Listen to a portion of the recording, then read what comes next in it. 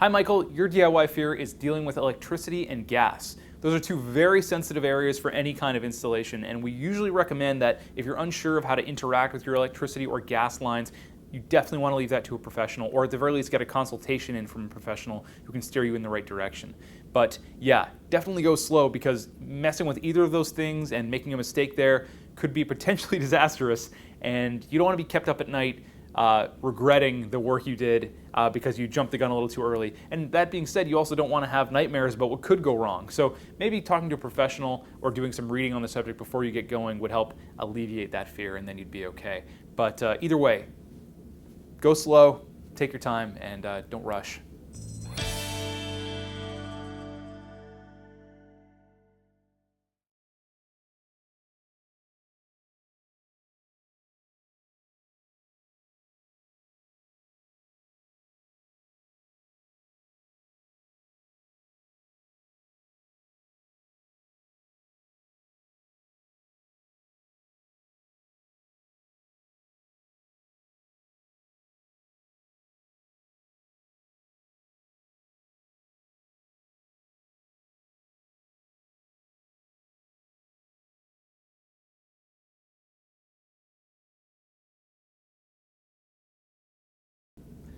Hi Juan, your DIY fear is that your wife is going to tell you that you shouldn't have been cheap and that you should have hired someone to do the job professionally at home. So there's two things to this. One, Juan, know thyself.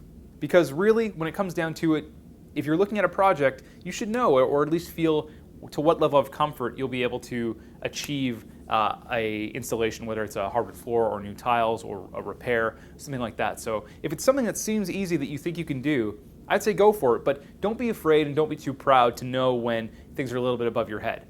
That being said, you can pretty much teach yourself to do anything online these days.